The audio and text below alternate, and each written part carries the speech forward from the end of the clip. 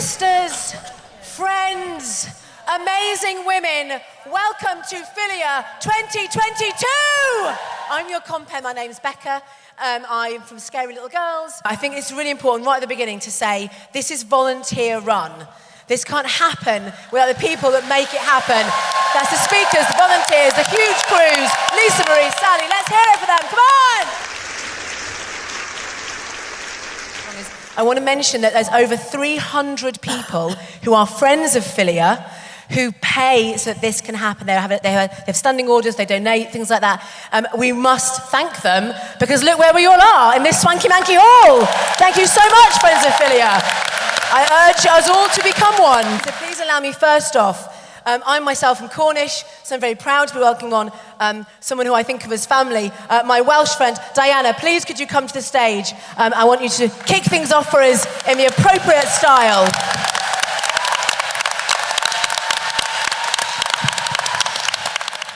Croeso I Gymru. Welcome to Wales. Welcome to Cymru. To the croeso I chi gyd yma heddi. Mae'n braf gweld pawb yma. Mae'r neuadd yn llawn o bobl. Chi mewn am wledd yma. Mae'n mynd I fod yn ffantastig yma. Felly dyma'r mudiad ryngwladol mwyaf yn y byd sydd yn gwarchod hawliau menywod.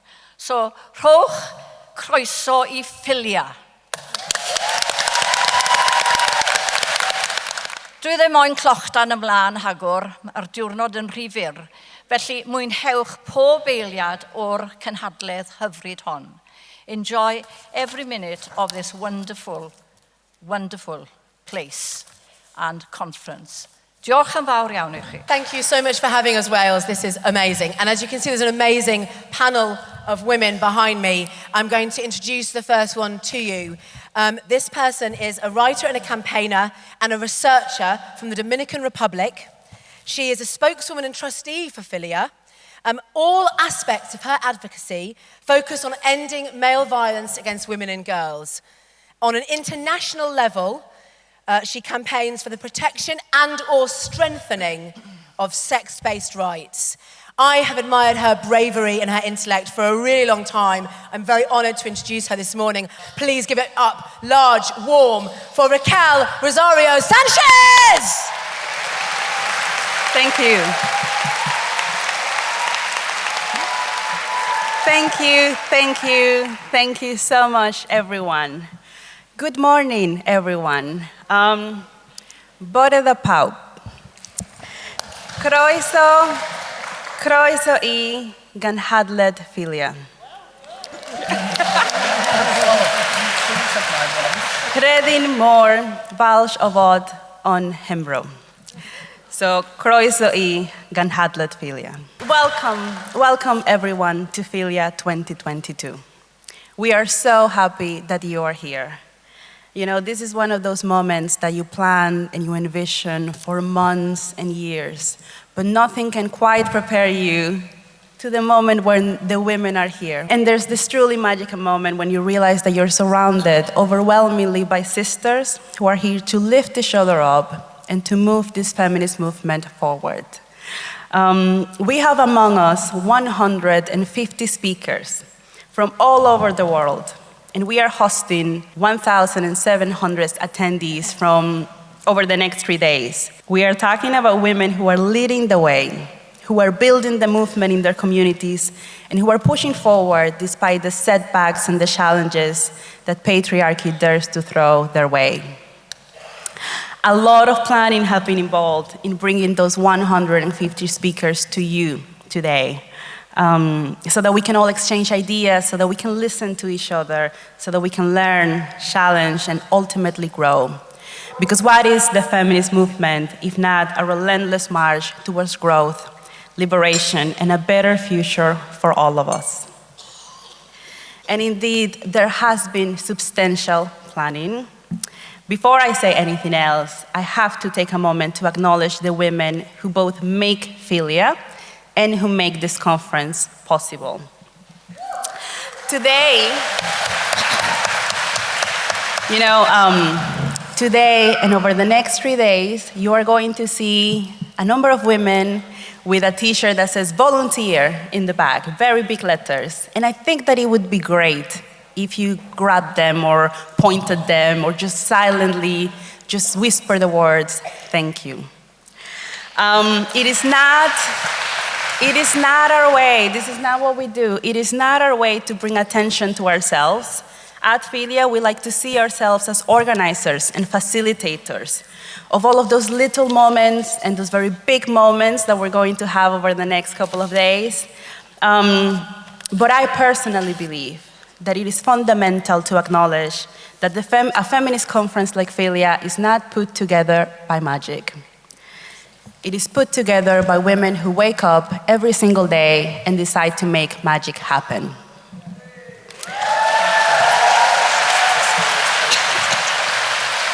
So I cannot, as spokeswoman and trustee of FiLiA, I cannot open this conference without thanking the FiLiA team, whose wide range of skills, tenacity, and a sheer sense of sisterhood have ensured that we are all here today, and that FiLiA will be here for the years to come. There is a positive element in putting faces behind the work that we do. There is a positive value in knowing that a woman may be just like you with the same time demands that you have, or maybe entirely different from you, that a woman has helped make this possible. We are volunteers, and we come from all walks of life. We are talking about roughly 80 women whose ages span from 19 to maybe 70 years old. We're talking about women who have no children, women who are pregnant, women who are mothers to young children, women who are mothers to grown children. We have disabled women and non-disabled women, lesbian, bisexual, and straight women. We have women of faith and of different religions, women of no religion, women who are spiritual or agnostic. Our FiLiA volunteer team is women-led, and we come from all over the world, from the United Kingdom, from India, Israel, Spain, Panama, Australia, Afghanistan, Croatia, Belgium, Poland, Brazil, Mexico, and so many other countries. In our team, we have current students, we have carers, we have business women, environmentalists, we have web designers, we have event organizers, we have tech wizards, civil servants, lawyers, and many of us work in the women's sector with vulnerable women who are oftentimes escaping male violence and abuse. Some of us are survivors of male violence and abuse, so for many of us, our commitment to ending patriarchy is quite personal. We have never really done an introduction like this. We just put the conference together and send you on your way. Because to us, our pride and joy is what we do. Bringing you all together, attendees and speakers from all over the world. And this moment right here represents the backbone and the reason why all of us at the FiLiA team put so many hours and sleepless nights to put this conference together. We are FiLiA. We are here to build sisterhood and solidarity among women. We are here to amplify the voices of women, and we are here to defend women's human rights. FiLiA means daughter, because we are the daughters of the women who came before us, and we fight so that our daughters can be free.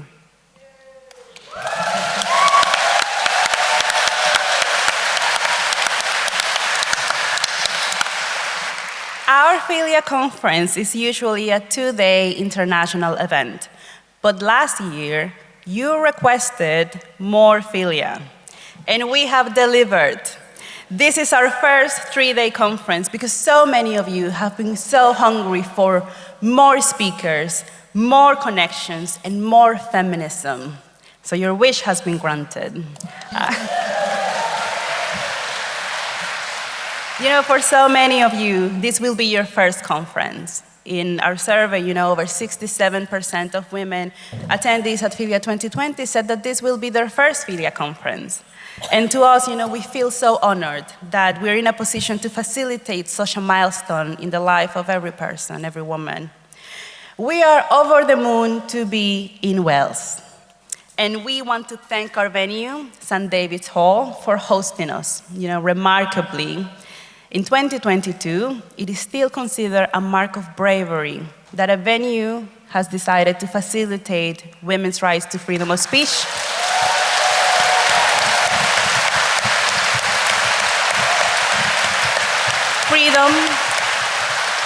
Freedom of association, the right to single-sex spaces, like the many women-only sessions, including consciousness-raising sessions that we will host over the next couple of days, and the women-only feminist party that we will be hosting tonight. Thank you to everyone in Cardiff who has ensured that our conference goes smoothly.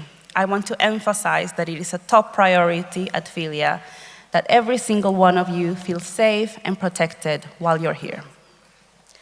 Thank you, Cardiff, for welcoming FiLiA with open arms. On behalf of everyone on the team, I want to extend our gratitude to the grassroots Welsh campaigners and organizers who have made this conference possible. There are too many wonderful women and groups that we want to give a special shout out to, including the Women's Rights Network in Wales and Merched Cymru in Wales as well, who are organizing the rally tonight.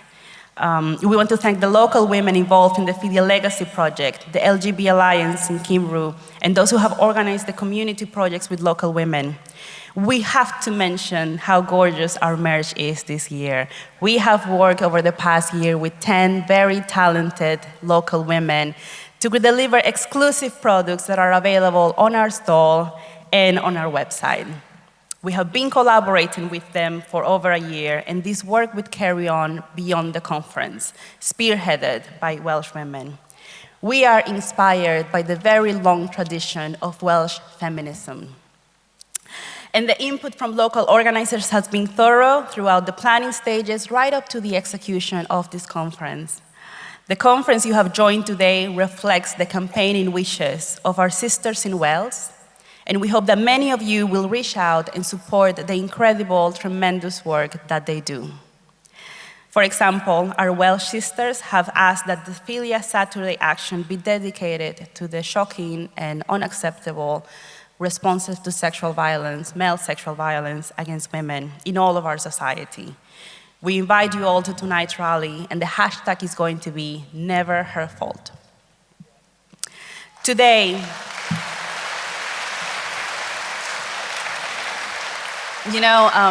today and over the next 2 days, you will be spoiled for choice when it comes to a wide range of topics that deserve urgent attention in this conference.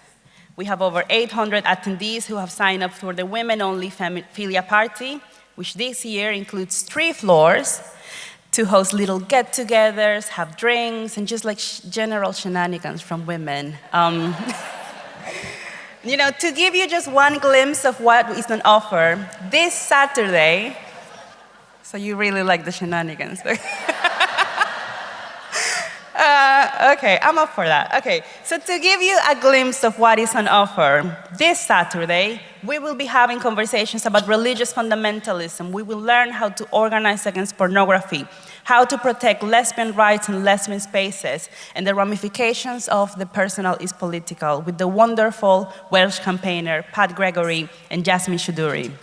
We will be discussing the politics of birth under patriarchy, gyno-obstetric violence, and matriarchal medicine. We will host consciousness raising for older women, address the terrible scourge of pedocriminality and the abuse of girls. And we will learn from visionary artist and activist Monica Jo. And we'll get a chance to relax and bust some moves, energy moves, with Fiona Winter, a somatic movement educator from South Wales. We will talk about migration and motherhood, which is a topic that is oftentimes neglected in the feminist movement. We will have a conversation about police-perpetrated abuse and the systemic misogyny within the police forces. Let's talk about data and how we can use it to advocate for women's rights. There are a number of lesbian-focused sessions throughout the conference, and this afternoon, we are hosting a lesbian-only celebration of lesbian culture and lesbian community. This afternoon, we're also hosting the book launch of Penal Imperialism by author Sheila Jeffries.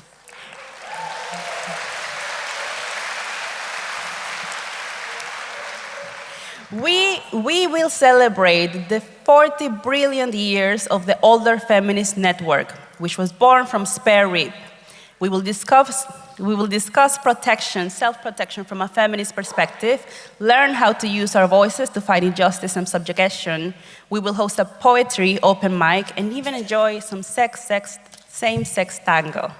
Afterwards, we will join the FiLiA rally in collaboration with Welsh women. And that is just one day. One day. And after all the sessions and discussions, we are going to party. And let me tell you, I've been a dancer my whole life, but I have never seen moves like the ones that you see in a women-only feminist party. It's amazing. It is beautiful, it is powerful, it is freeing to just enjoy ourselves and have some fun, some pure, unadulterated fun among other women. But if you want something that's a little bit more low-key, please feel free to roam around and enjoy some downtime at any of the 3 bars that we have at St. Davies Hall. There will be 2 more days just as packed with fascinating, enraging, uplifting, and energizing conversations. But I cannot end this brief summary of what FiLiA2022 will bring without mentioning that late last year, 1,170 women signed up to fast for the release of an Iranian and British charity worker named Nazanin Zaghari-Ratcliffe. She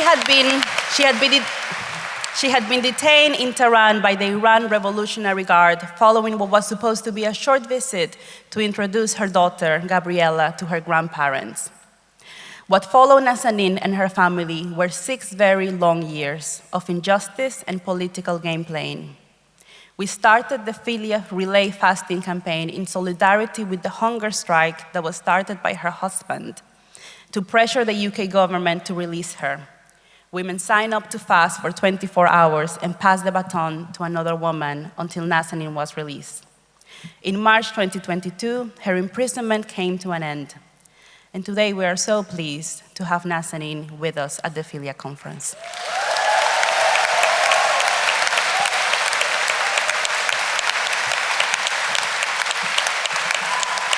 You will be able to listen to her voice right here in this Elizabeth Andrew Auditorium in conversation with journalist Samira Ahmed.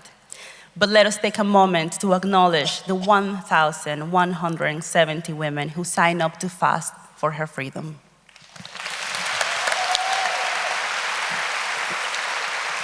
There are a lot of conversations to be had about women and girls around the world who are still trapped in cycles and systems of injustice, abuse, and oppression. And we stand in solidarity with all our sisters who are currently rebelling against patriarchal suffering and their oftentimes fatal demands, be that under religious norms, armed conflict, or under various systems of exploitation such as prostitution, surrogacy, addiction, and poverty. Apart from this conference, you may have heard that we publish articles, conduct interviews, and host podcasts with the global leading lights of the women's liberation movement. We also have the FiLiA Legacy Project, which is the result of generous donations from women just like you. This year, among other things, the FiLiA Legacy Project saw women on our team partner with local Welsh feminists to visit schools and speak with 14-year-olds, 15-year-olds about feminist history and women's rights.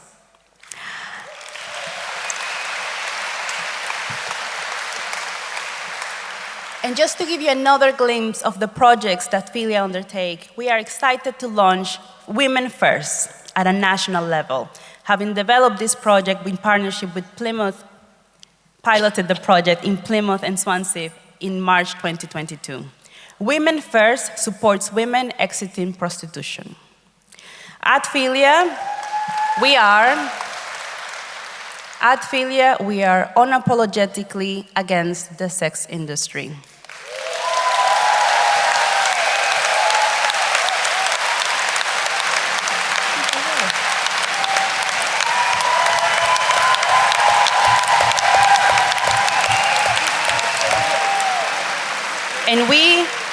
And we consider prostitution to be a form of male violence against women and girls.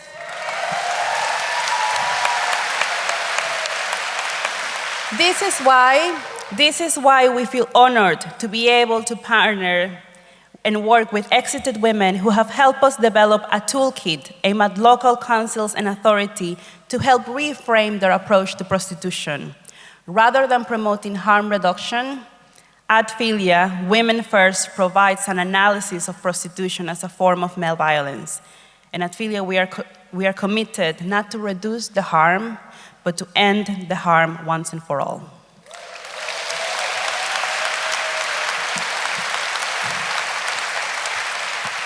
Welcome to the FiLiA Conference 2022. This conference was put together for you, for every single one of you. We want you to learn, to challenge, to get inspired, to get angry, because as feminists, we know that anger can be so productive. And we want you to get out there and to build a stronger, more resilient international women's liberation movement. Maybe look at the person right next to you or around you and recognize that the possibilities are endless when we work together, when we build together, when we call each other in an edifying manner, with our eyes on the prize and a common goal towards tearing down the structures that oppresses and discriminate girls and women around the world. A global women's liberation movement that includes half of the world has enough space for different perspectives and ideas. And we don't all have to agree all the time or on everything, and that is perfectly fine. But we truly hope that in a world where women are dehumanized, vilified, and demonized every single day, we hope that everyone here finds in FiLiA 2022 a space where these oftentimes tricky and difficult conversations that move the women's liberation movement forward can take place in a respectful and productive manner. All of us are here because we want a more just, humane, and dignified future for everyone. We are here because some of us have been working towards that future for some time, and some of us will begin today. And as we gather in this space, the gorgeous St. Davies Hall in Cardiff, Wales, let us remember that we are building on the shoulders of giants, and that we owe an immense debt of gratitude to all the women who came before us and the feminists who ensured that we could all be here. We are the daughters of the women who came before us, and we fight so that our daughters can be free. So this next person is so exciting. She's a computer scientist and psychotherapist who works with adolescents who have eating disorders and people who have experienced childhood sexual abuse and sexual assault. So it's very important work, you agree. She's supported women in her community by setting up a not-for-profit school-aged childcare and working on the board of Ireland's national charity for people parenting alone. She found herself challenging Amnesty's position that it's okay to deny legitimate representation for people holding so-called bigoted beliefs, and she's going to tell you more about that. But first, I'd like you to give a massive, massive round of applause, please. Really big, really warm for Iseult White. Come on! 2 years ago, Transgender Equality Network Ireland published an open letter demanding that legitimate representation in politics and in the media be denied to women like you and me. Women who believe that biological sex is a fundamental axis of oppression in the world. Amnesty International, which is supposedly a global human rights organization, signed and promoted that letter. Many people on Twitter challenged the CEO of Amnesty in Ireland. I challenged him too, but my challenge gained huge traction. Probably for 2 reasons. I was using my family name. My grandfather was a co-founder of Amnesty. And I know he would never have signed a letter like that, because he founded Amnesty based on the work of his mother, my great-grandmother, who fought for political prisoners all of her life. Anyway, it was for 2 reasons, because I had the name, and because as an out same-sex attracted woman, it was difficult for people to easily dismiss me as a bigot. So the good news is that challenge and the challenge of many other women in Ireland has finally lifted the omerta on speaking about the materiality of biological sex in women's rights in Ireland.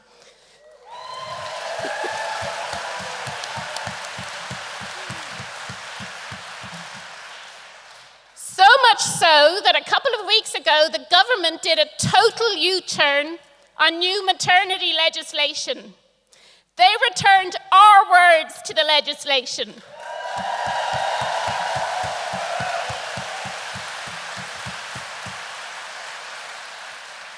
And those words are woman and mother.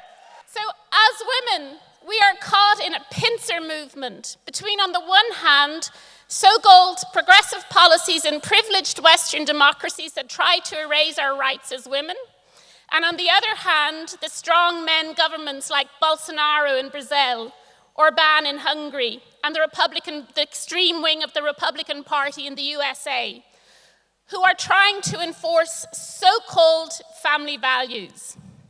Under all of these governments, women's rights are under attack, and the first attack comes in our right to choose. The red states were ready with bills that outlaw or severely circumscribe women's abortion rights as soon as Roe v. Wade was overturned. Recently, in Brazil, a 10-year-old girl was raped. Her mother only discovered that her daughter had been raped when she realized her daughter was 20 weeks pregnant, 10 years old.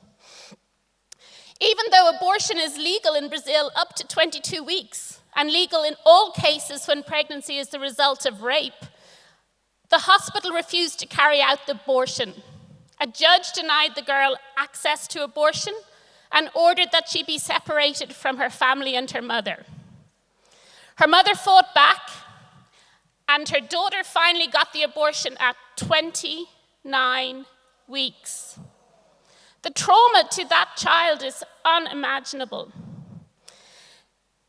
That is the patriarchy fighting back against the many gains we have made. The governments and the politicians and the people who would control women through exerting family values, they are not our friends. They do not care about us.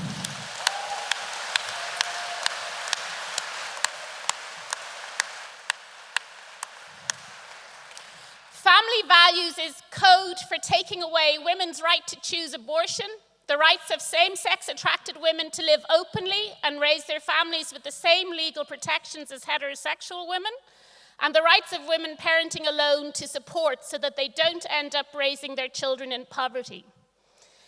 This reactionary movement is happening in the West before women in the Middle East and North African countries have ever even been given a right to secondary and tertiary education, to easy access to period products, to go out in public in the clothes they choose, to defend themselves against rape, domestic violence, and so-called honor violence.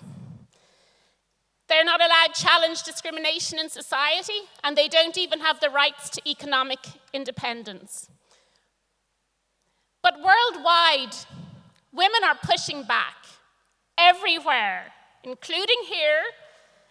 There are women joining in sisterhood and solidarity to fight for the needs and rights of women in their communities.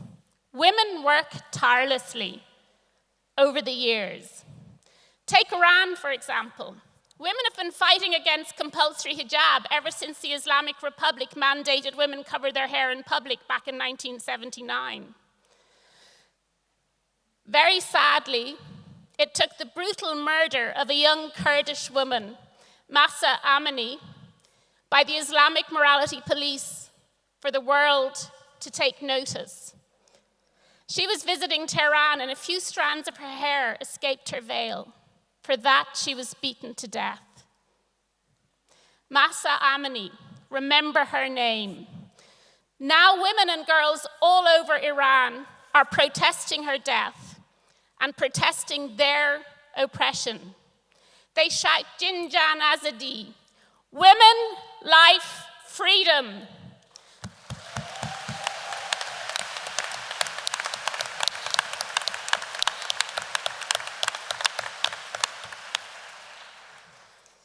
The world is paying attention now. So back here in Cardiff and all year round, FiLiA creates a space for you to find other like-minded women. Women you can form lifelong connections with. Women that can lift you up. And women who will have your back on the days that things seem hopeless or you're just too tired to lift your head off your pillow. This weekend, go out and find those women, and then find the things in the world you can push against, the projects that will be blessed by your unique talents. And let's fight for ourselves, our sisters, our daughters and our granddaughters. And let's keep fighting till women all over the world have freedom. Diolch, Gurv Mahagwiv Agus. Thank you. So now I'm going to introduce the wonderful Rahila Gupta. Rahila is a freelance journalist, a writer and an activist, and she's a long-standing member of Southall Black Sisters. There's a typo. And she's a member of Women Defend Rojava UK and a patron of peace in Kurdistan. She brought attention of this issue to FiLiA, who quickly recognized the significance of the revolution and the movement to the wider global struggle for women's liberation. I'm here to tell you about a women's revolution led by Kurdish women, which has been going on for the last decade in northeast Syria in a place called Rojava. Many of you might have heard of it already. So I'm here also to tell you of their latest invitation to all of us. In the middle of war with the Islamic State and now being bombed and invaded by Turkey, this revolution has built a bottom-up grassroots democracy with women in the driving seat and the power to veto any policy that is not women-friendly.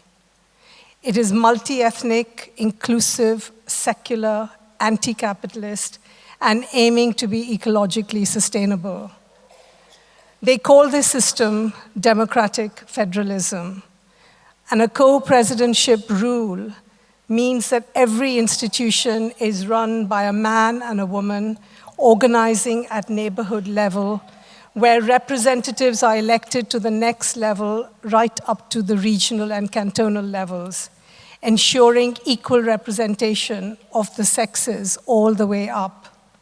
Within a short space of time, they have introduced a swathe of women-friendly laws. They have banned polygamy, child marriage, forced marriage, criminalized violence against women, restored inheritance rights to women, and eliminated Sharia courts, just to name a few of the radical changes.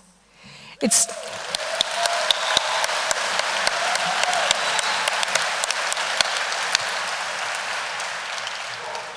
started off as a narrow strip of land occupying northern Syria, but after they liberated the vast tracts of land held by the Islamic State, the writ of their administration runs nearly across 1/3 of Syria, and yet we hear almost nothing, next to nothing about this on our media. Not when it is bombed and parts of it occupied by Turkey, not when its women revolutionaries are assassinated by Turkish drones. In fact, a woman was killed only 2 weeks ago.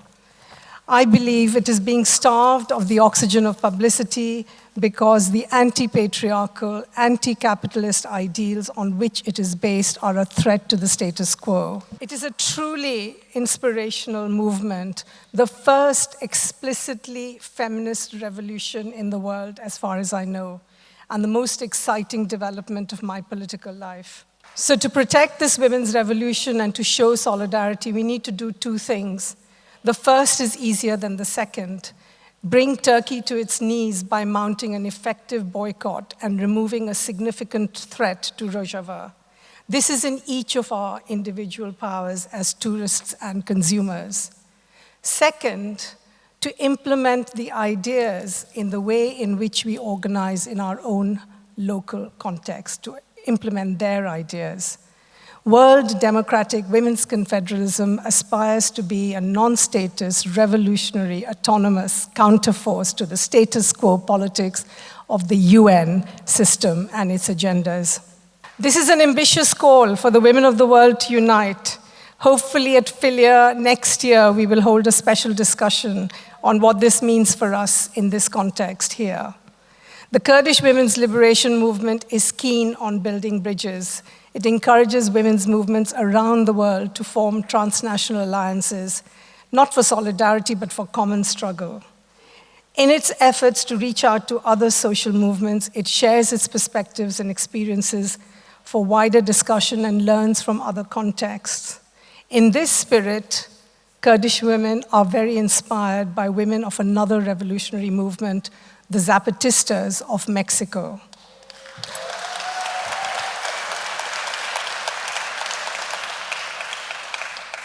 And here is a quote from the Zapatista woman whose words sum up the Kurdish women's struggle and should inspire our struggle. She says, "Just think, sister and compañera, things are so bad that in order to stay alive, we have to create another world. That's how bad the system actually is, that in order to live, we have to kill it off. Not to fix it up a little or give it a new face or ask that it be a little more considerate and not so mean. No, we have to destroy it, disappear it, kill it until there is nothing left, not even ashes. That's how we see the situation, compañera and sister. It's either the system or us." I want to end with the Kurdish women's slogan, which I notice has been taken up internationally, which the previous speaker said means women, life, freedom. So repeat after me, Jinjian Azadi! Jinjian Azadi! از ریحان تموما بردفکا کمیتا اکولوژیا کنگرستار لباکروج لاتی سوری دسری دل درخستنا کنفرانس فیلیا ام برحی شورشا روجاوا سلاف دکن هر وها تواهی جنین تکوشر یکو کد دانه درباره درخستنا وی کنفرانسی دا کدوان پیروز دبینن تواهی جنین تکوشر یکو جبوی تکوشینا آزادیا جن لتواهی جیهان گهشنا اصلا شهادت وان ببیرتینن ایرو لدرخستنا وی کنفرانسی دوان روجان ده و تبلیبونا ما بتایبت وک جنین باکروج لاتی سوری جیره ام پرگرینگ دبینن کو ام کاربن بگریدان بیاکیتی و بهوالتیه که بهورا پرزگریکن اکولوژیک هم لباکروجلاتی سوری هم لتواهی جیهان کو ام کاربن چارەسەریین بنگهین جێرە دەینن پرزگریکن کو جدرکتنا خوازای حتی روجامیا ایروت نبون لأما دسدمن کو دستلاداریا کو هیا دمل میرانده هر وها ذهنیتا کو خفرز کریا به 5000 سال حتی روجامیا ایرو بو سدم کو کریزن اکولوژیک و فلاکتن پرمزن دناوا خوازای ده درکبن اف فلاکتن کو درکت نجی دبنگه ده گریدانن و بکولتیا جن و امدکارن بدن پناسه کرن جبر کو بکولتیا جن را غریبوین دناوا جواکه ده دمل خوازای ده هاتیا جیان کرن جبوی و که جنها دناوا باکروج لاتی سوری ده بتایبت و کمیته اکولوژی تکوشینا کو امددن مشاندن ده پیشنگتیا جن ده گو امکاربن جوان کریزان خلاص ببن خلاص بونا جی پرزگریکن اکولوژیک عنجق بگریدانا و بتکوشینا جن و بپیشنگتیا جن به هیمن کو و شورش لسر تکوشینا خودم مشاندن بتایبت لسر لینگن آزادیا جن لسر لینگ نتوا دموکراتیک هر وها لسر لینگن اکولوژیک یکو خو انشاء دکی خود ده آواکرین کو به میراث جبو تفگرن جن ین جهانی به ویر حیجی جاره کدین ام دبیجن کو سرکفتن جبوی خبات فیلیا سرکفتن جبوی هر جنک تکوشر یا کو جبوی آزادیا خوا و آزادیا جواکا خوا ته دکوشه سرکفتن جبوی هر جنکی کو لهمبری داگر کری لهمبری کولتی لهمبری سیستم کو جن کولدکن لبر خود دن بهویا کو اف کنفرانس به جهه یکیتی و گریدانا تواهی جنان ی جهانه برحه کو امکاربن راستی جی تکوشینا خوا یک بکن لهمبری دستهلاتدارن کو آزادیا جن و تکوشینا جن هولدن کو بچوسین جارک دن برحه جن جیان آزادی کو امکاربن راستی جی کد و امکه کوجن لتواهی جهانه دده ام بخن میراث و ام بخن دیروک جبو تواهی جنان. And next today we have Bronwen Davies. She's one of the founder members of Abortion. Yes! Come on!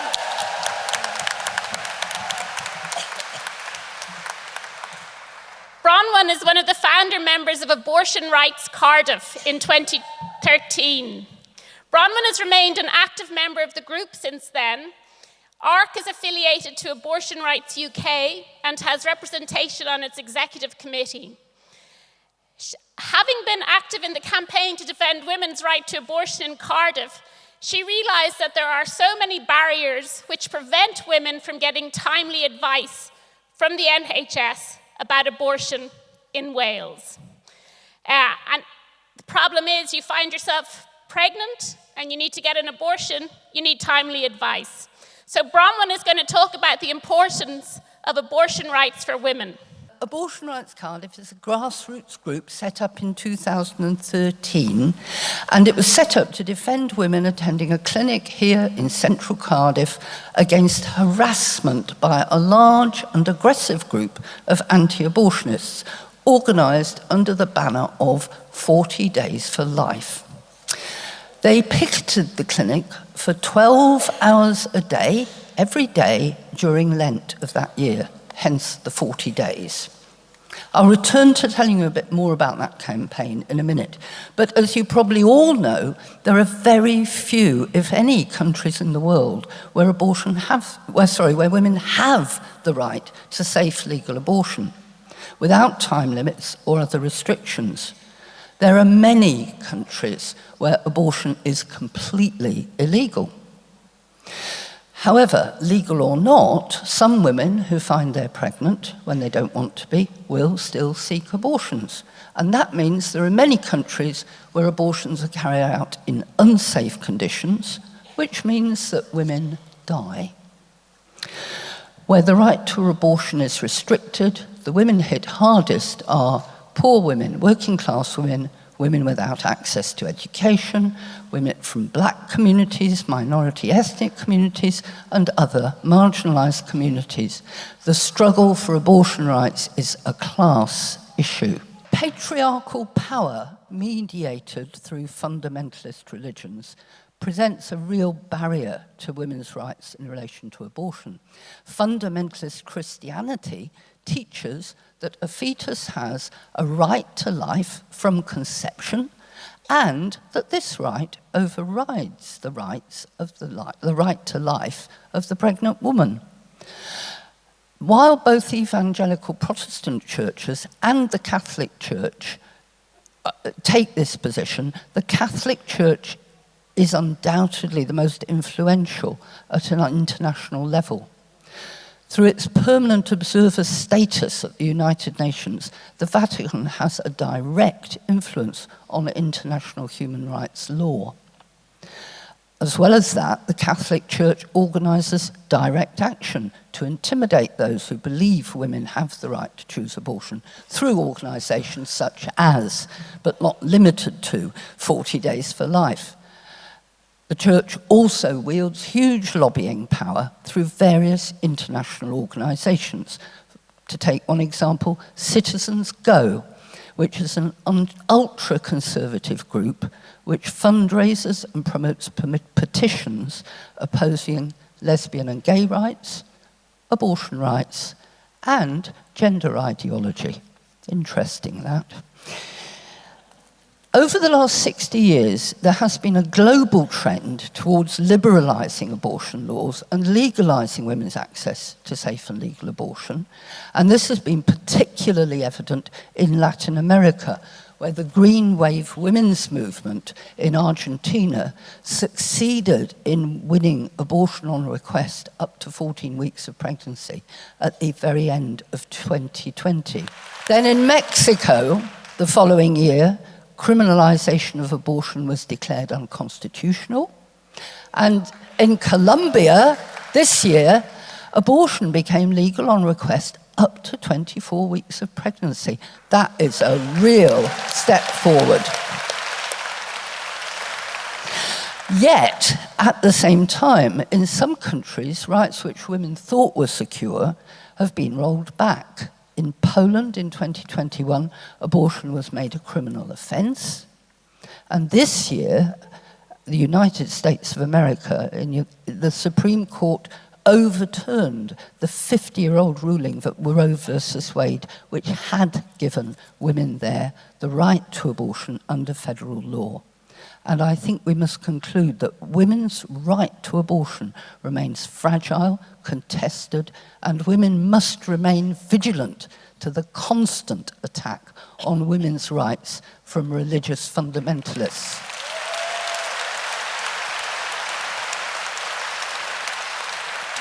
There are 47 countries in Europe, of which 39 have either legalised abortion on request up to a certain time limit, or there are 2 more, including the UK, which have legalised abortion on broad social grounds up to a certain limit.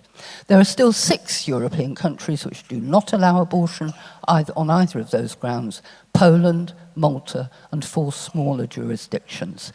There is a common misconception that women in the UK have the right to abortion on request, but this is not the case. Abortion is legal here up to a relatively generous time limit of 24 weeks, but only if it's carried out within the terms of the 1967 Abortion Act, which means women have to get the approval of 2 doctors.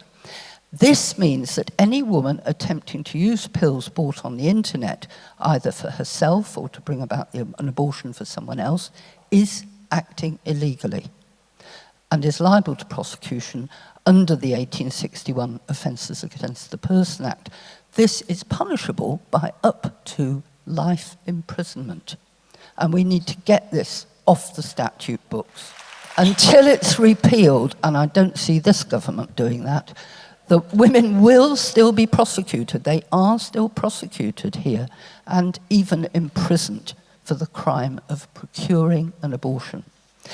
I said I'd return to the achievements of the abortion rights campaign, and I'm going to bullet point and summarise. By 2016, we'd been successful in working with the local community, local Labour councillors, the police and the clinic, such that the police created a buffer zone around the clinic, and since then, women have no longer had to walk past a prayer group to reach the clinic.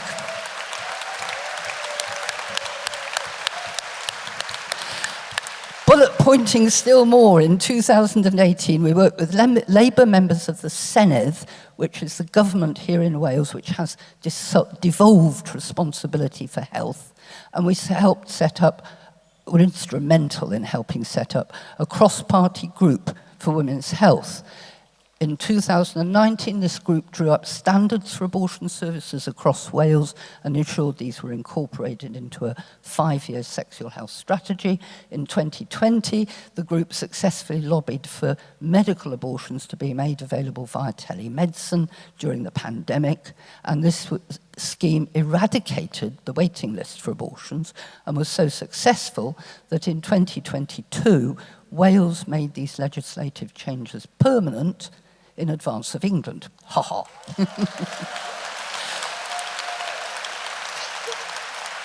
I'm telling this story just to illustrate that it is possible to stand up and thwart attempts by fundamentalist religious groups to impose their beliefs on others. And the struggle continues. Diolch yn fawr.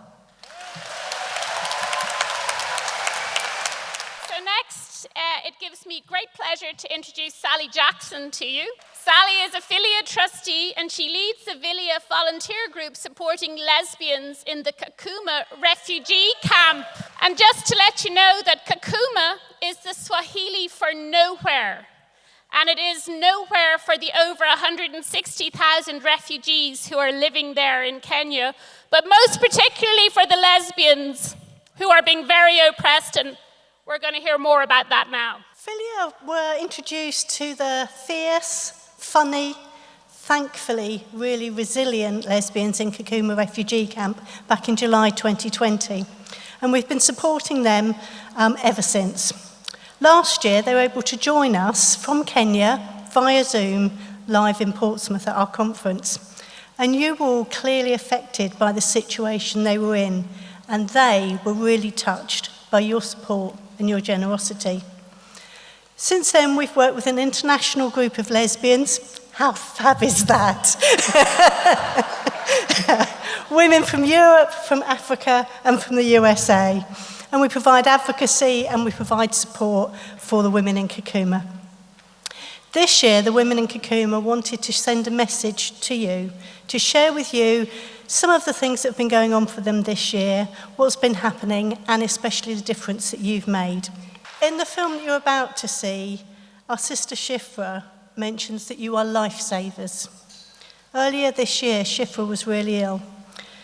She went to the UNHCR and they refused to help because she's a lesbian. Our international sisters, we gathered together and we organised to get her to hospital. They informed us there that if she'd been left without treatment, she probably wouldn't have made it. Thank you for your ongoing support because you made that happen. But I'll leave now over to Shifra.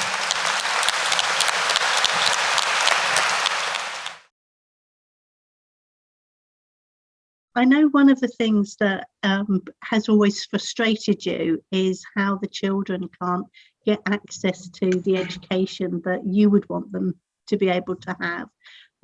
But bearing that in mind, you haven't given up. You've done your best to provide. So do you want to talk a little bit about what you've been able to do for the children within the camp? Most of you have seen me if you were in the FiLiA's conference last year, I was part of it and I spoke.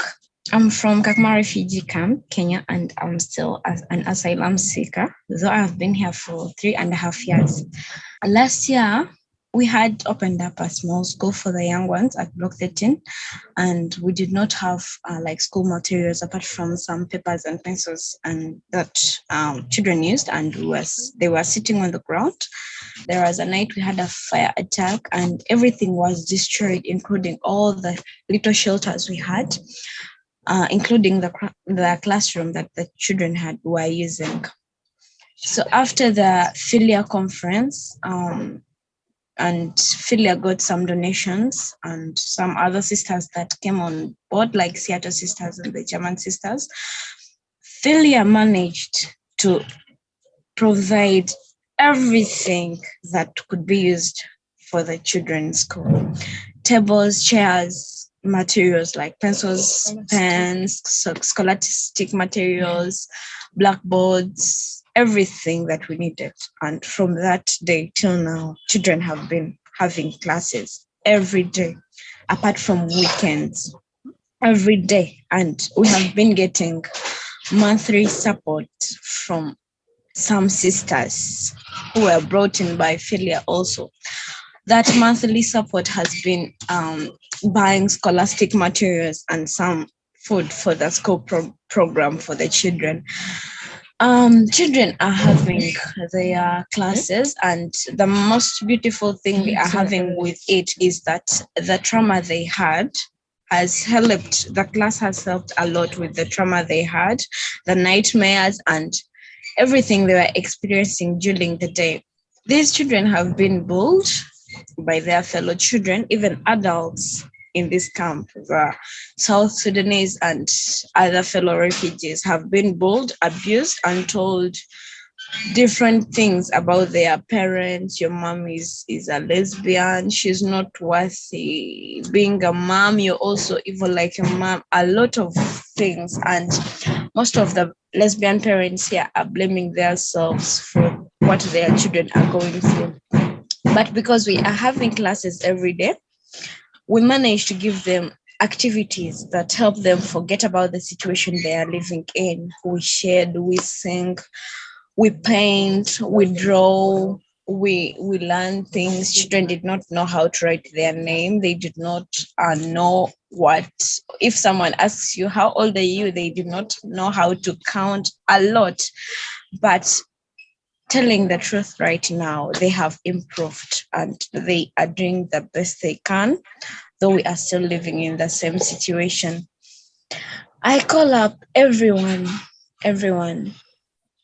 for the sake of these children, everyone out there, to please continue helping us, especially in advocating for us, because honestly speaking, we are still in danger and we become very vulnerable each and every day because the situation is always worsening.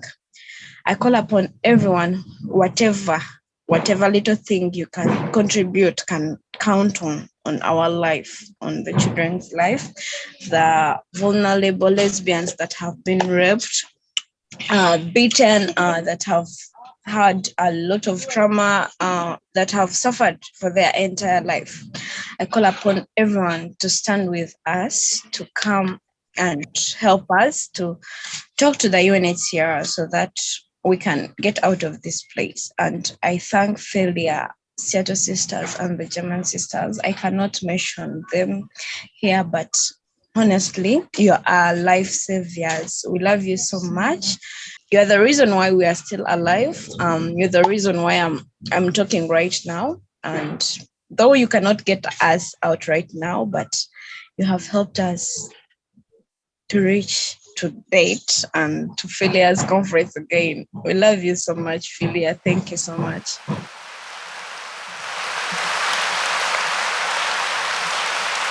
I'm profoundly honoured to introduce this woman who's an activist and a researcher and a policy advocate on gender-based violence against black and minority women and girls at Southall Black Sisters. In 2022, she co-authored a book with Becca No Safe Place, on her experiences of honour-based abuse and the famous and tragic so-called honour killing of her sister, Banaz Mahad. Hannana is campaigning to introduce Banaz law to prevent the use of cultural or religious defences for gender-based violence. So to share with you some more about that and the campaigns of Southall Black Sisters who do such amazing stuff, can you please give me a massive round of applause for Hannana Siddiqui? I think we're living in quite of a bleak world at the moment. You've had the pandemic, a global pandemic, you've had economic crisis, and in this country, you've also had the hostile environment. And actually, we have no government either. And I think one of the, as feminists, we've had to take on lots of battles. We still have a lot of challenges. But I do want to take this opportunity to celebrate feminism, particularly black feminism, because I think we've got to appreciate what we've achieved, our victories.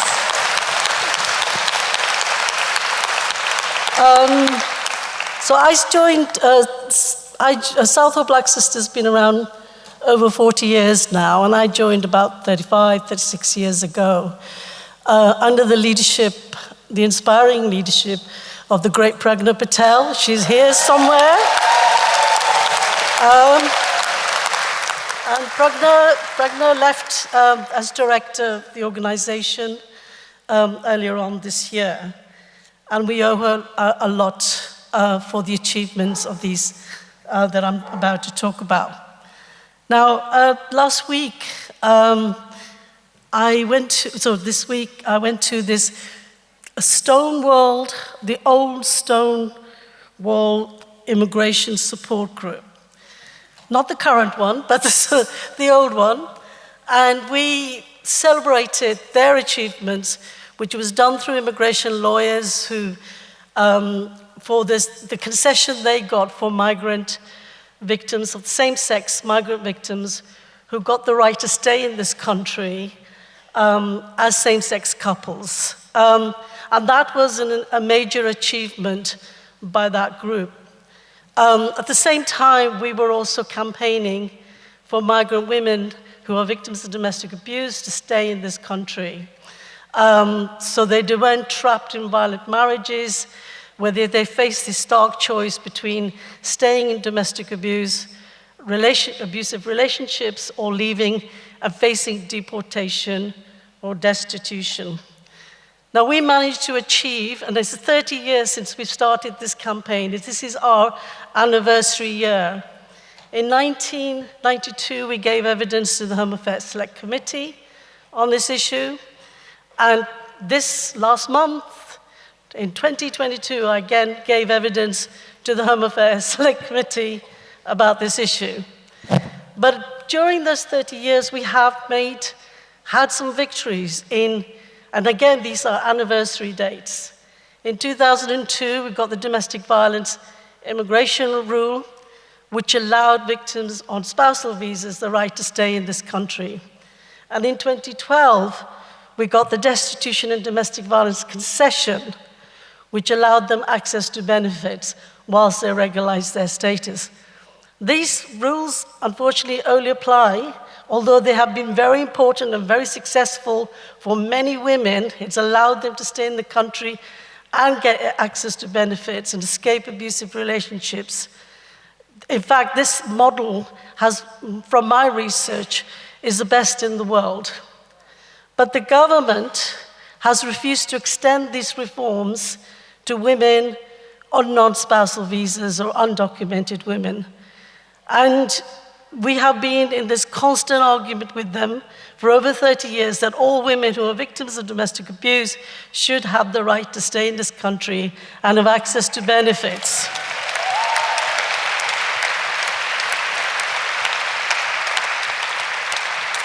So currently, we are doing a Home Office-funded pilot to see whether or not they can extend it to those on non-spousal visas after a long fight.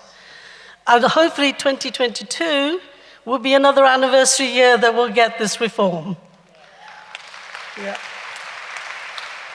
So Mike O'Brien was a Home Office minister who in 1999 actually introduced some of the concessions and the domestic violence rule. And he was at this party last week.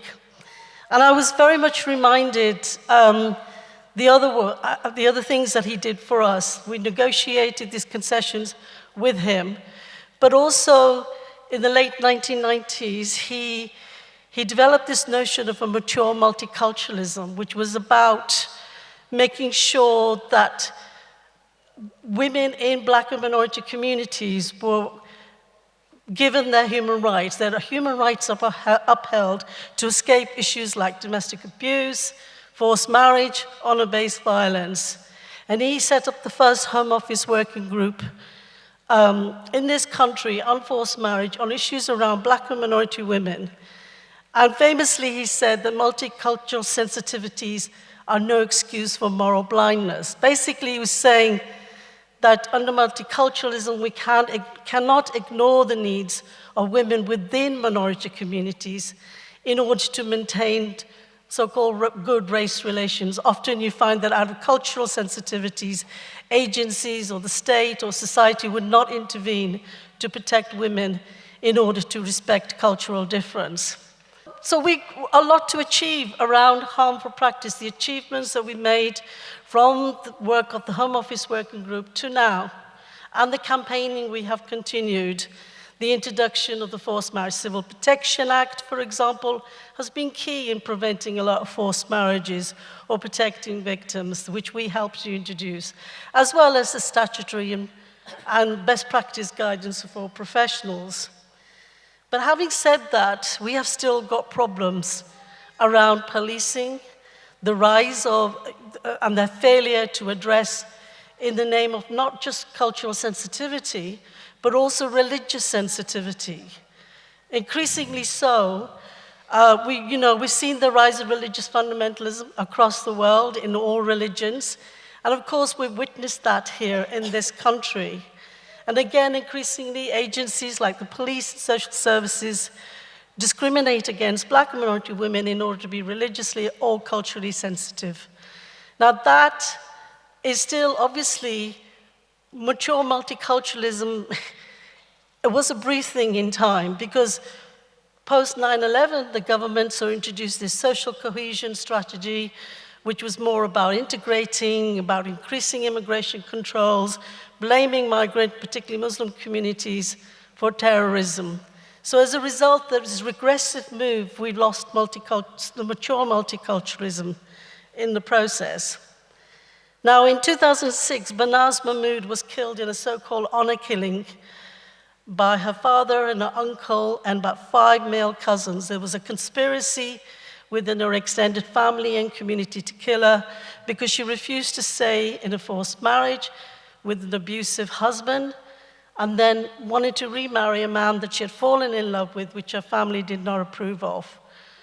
Now her sister, Raquel Mahmood, gave evidence in the criminal trial which led to their conviction.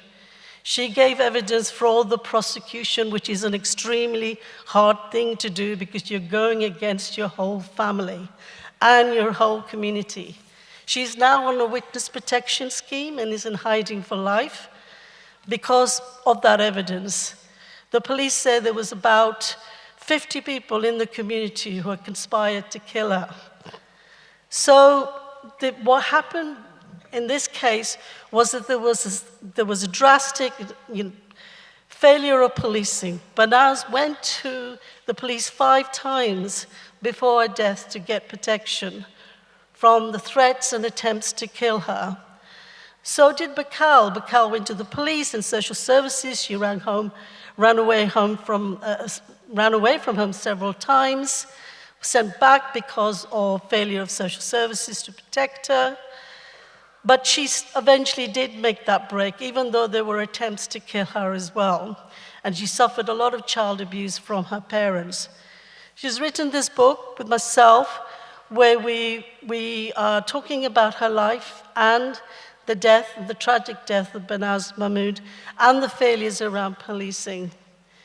The police say, no, things are different now.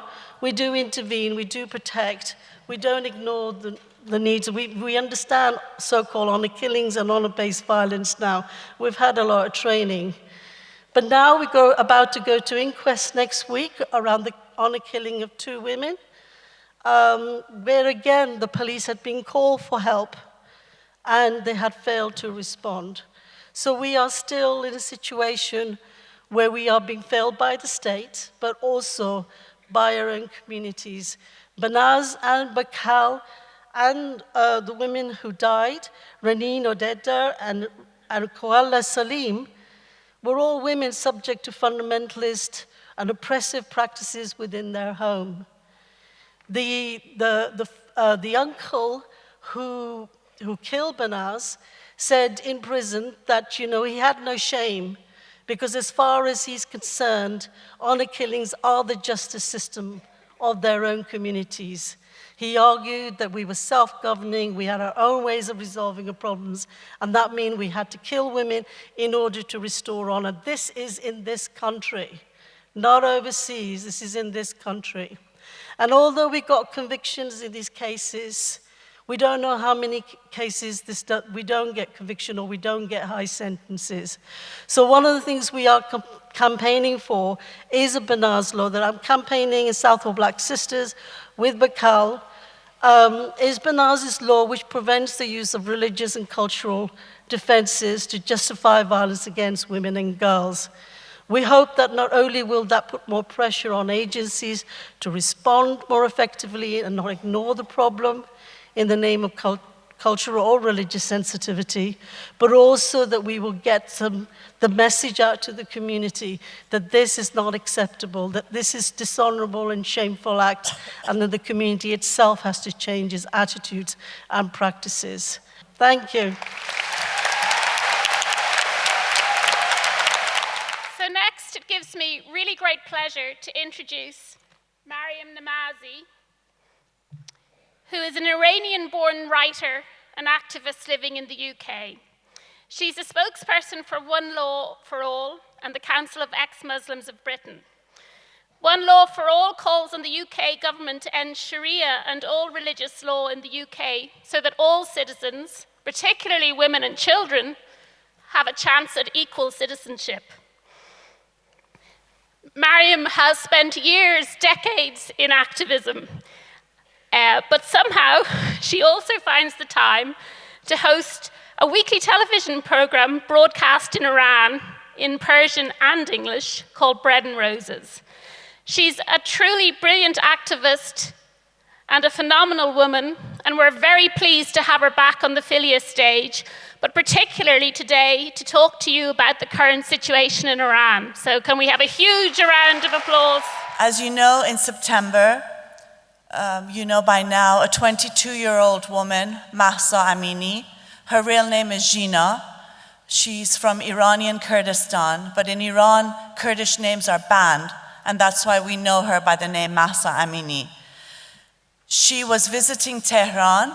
she was stopped by the guidance patrol or morality police as she was coming out of the metro. She was veiled, but according to them, she was improperly veiled. And they dragged her, arrested her, and even though her teenage brother pleaded to let her go because they had no one there to help them, they dragged her off for re-education. And the van could have looked something like this. Others who were with her in the van said that she was severely beaten. And every year we know that guidance patrol harass and arrest and brutalize millions of women.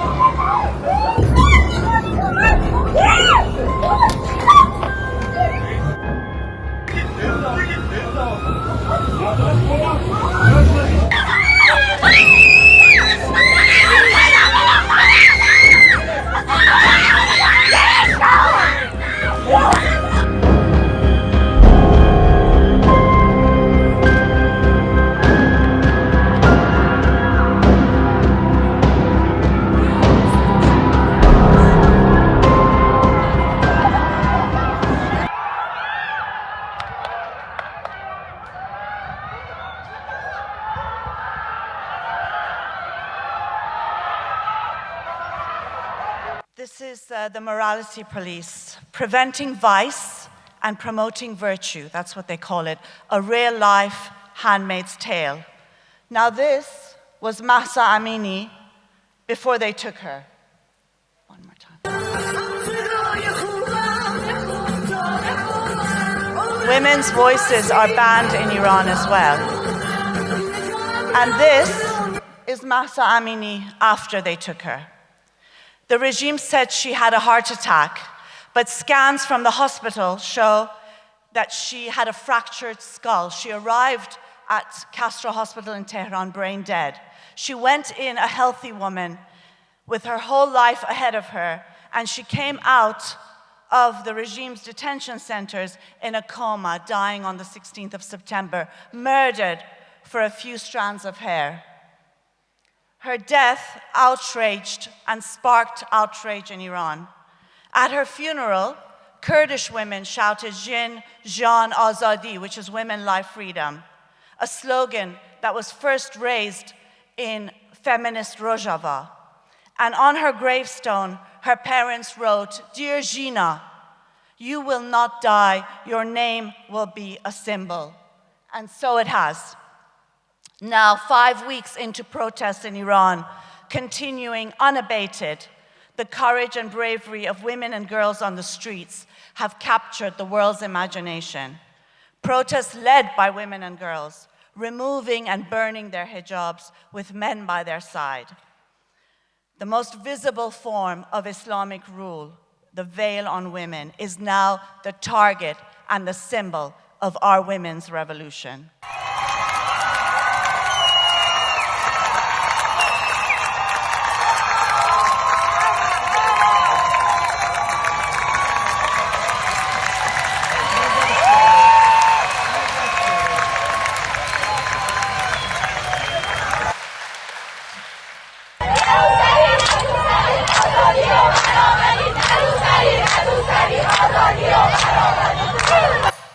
This is the young generation flouting Islamic rules.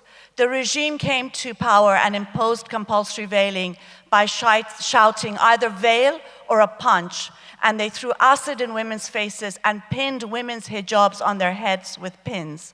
And here are young school children saying, neither veil nor a punch, freedom and equality.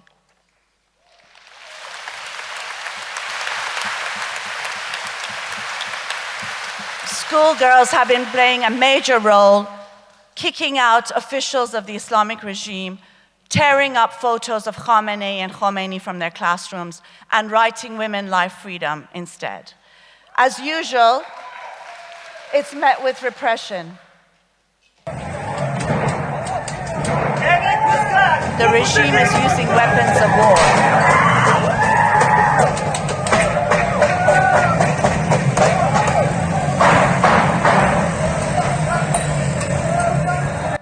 They've even attacked Evin prison, where the best of our best are being held.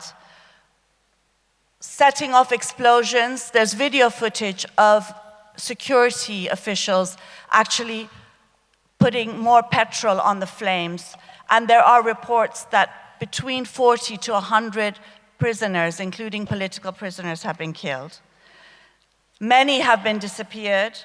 Over 12,500 people have so far been arrested. That's according to human rights groups, including the 2 women journalists who first brought the news of Mahsa's murder to the public. Officials say that the average age of those arrested is 15 years old. So far, human rights groups know of around 250 protesters killed. Many of them are children. The numbers are obviously higher. One of them is Nika Shahkarami, 16. This is the last footage of her. She posted it on Instagram of her burning her hijab. She contacted her family saying that she was at the protest, and then she was disappeared. 10 days later, the authorities called her family to tell them to come and pick up her body. The regime said she had killed herself, but her mother said in an interview that her skull was smashed, her teeth were broken, and her cheekbone was dislocated.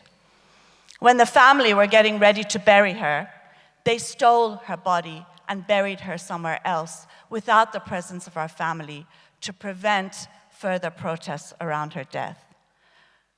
Sarina Esmailzadeh is another young woman. چه حسی بهتر از این حس که رها و آزاد میشی؟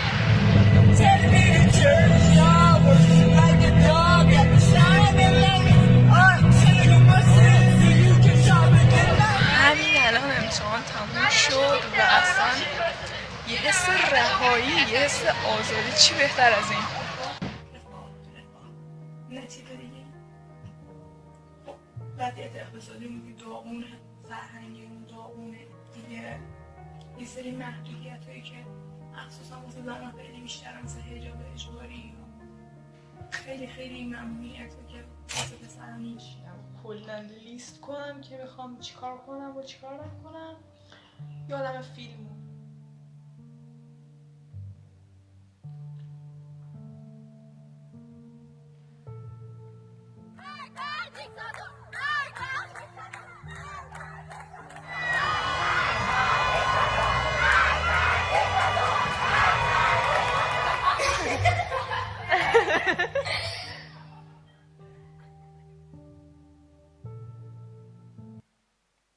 Schoolgirls are playing a major role, shouting death to dictator, kicking out the regime's representatives by shouting shame on you. And there are modern secular slogans like we don't want an Islamic regime and we don't want an anti-woman regime.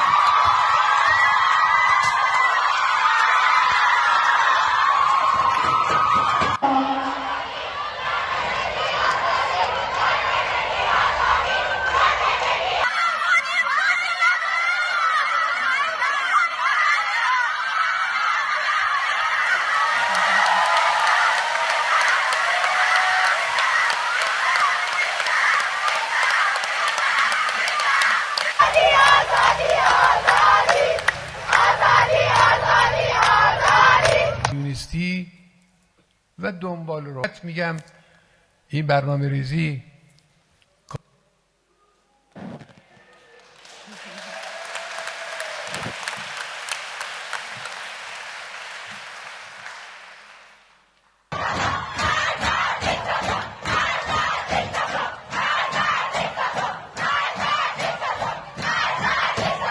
Of death to dictator.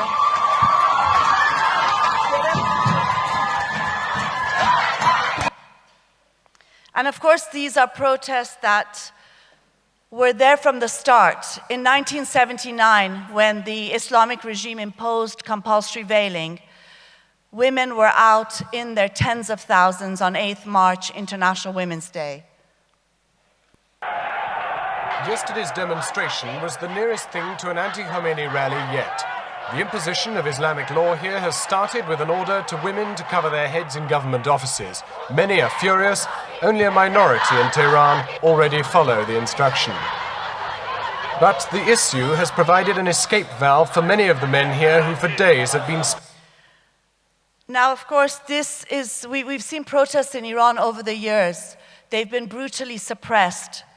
This time, though, these protests are very different. One, we know the personal stories of those who are being killed. They are not unknown names and faces any longer. They have Instagram accounts, TikTok accounts. We know why they are there to protest. We know their dreams and their hopes for a different life for themselves. They are not afraid. Their bravery is awe-inspiring and has inspired the world. And they're mainly from Generation Z, young women and girls who are social media savvy. They are the first social generation to have grown up with access to the internet and portable digital technology from a young age. It's also a very urban population with access to the world. If you look at the Twitter hashtag Mahsa Amini, it has broken all Twitter records with so far over 80 million retweets of her name.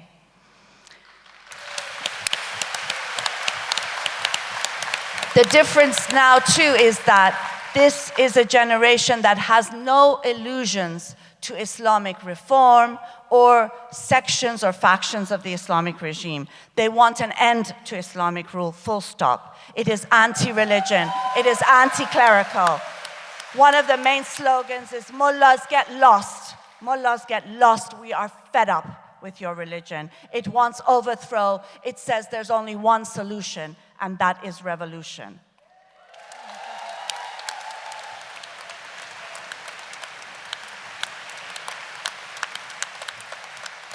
The woman-led slogan is, of course, woman, life, freedom. It's targeting the veil.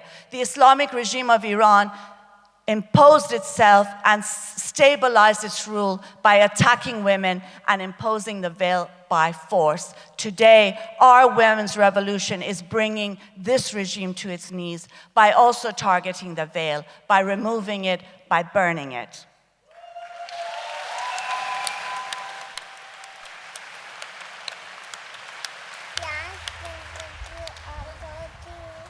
The little girl is saying, woman, life, freedom. As we know, in any struggle, in any revolution, victory is not guaranteed. Western powers played a role in bringing Islamism to center stage. They are still helping the regime. They always prefer fundamentalists to feminists. They will engineer from above, and it is up to you and I and us to defend our women's revolution.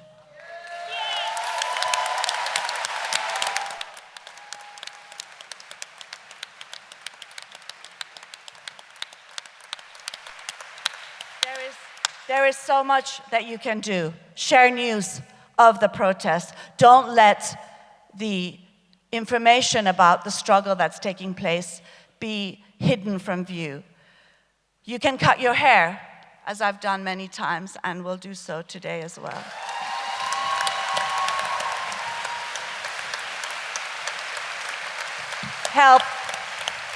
Help us shut down embassies of the Islamic regime of Iran.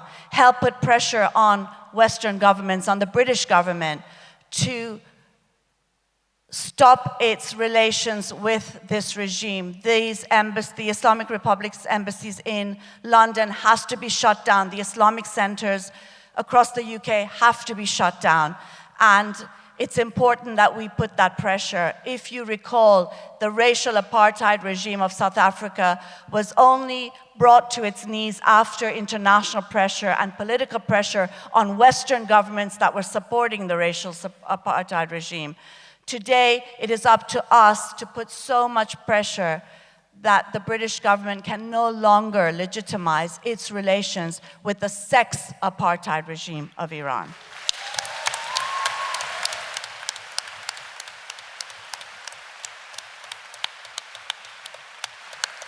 Just remember that with the establishment of the Islamic regime of Iran, we saw the rise of fundamentalism across the Middle East, North Africa, and across the globe. Over 40 years now since the establishment of that regime, we have seen the rise of the Hindu right, the rise of the Jewish right, the rise of the Christian right, and its effects on women in particular. They target women first, they come for women first.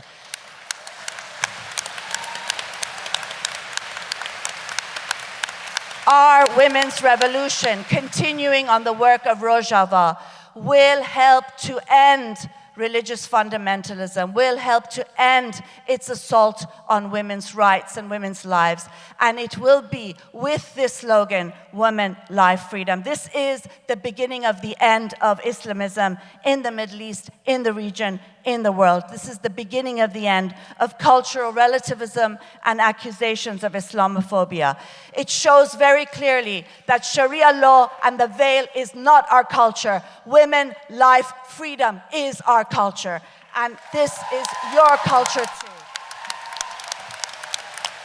This is a woman's revolution. It is your revolution. Defend it, defend it, defend it. Ayatollahs, hear us women roar!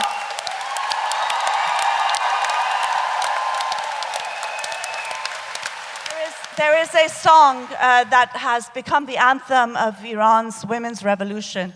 It is sung by Shervin Hajipur. It's called Baraye, which means for. And the song is based on tweets of people, why they are fighting, why they want change.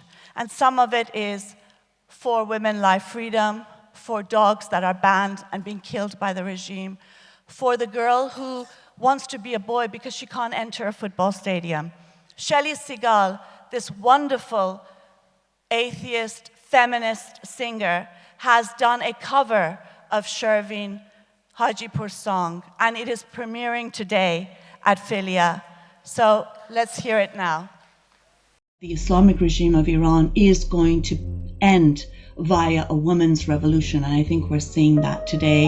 For dancing, dancing in the streets, for the fear of kissing, the fear of kissing, for my sister, your sisters, our sisters, for the change of rotten minds, for humiliation, for poverty, for longing for a normal life. Could that be for the waste picker kid and all of her dreams, and for the corrupted economy, and for the polluted air, for the withered trees on Valiaser, for the little cheetah and his predicted end, for all the forbidden dogs who are innocent, for endless non-stop weeping, for imagining the scene could happen again, for a face smiling, for all the students, for the future, and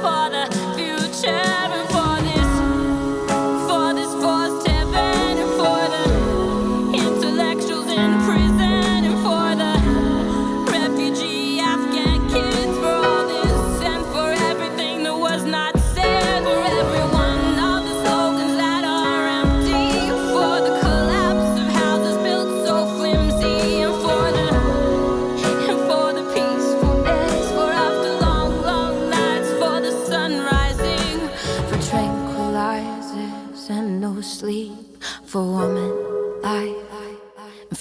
freedom for the girl who wished that she could be a boy, for woman, life.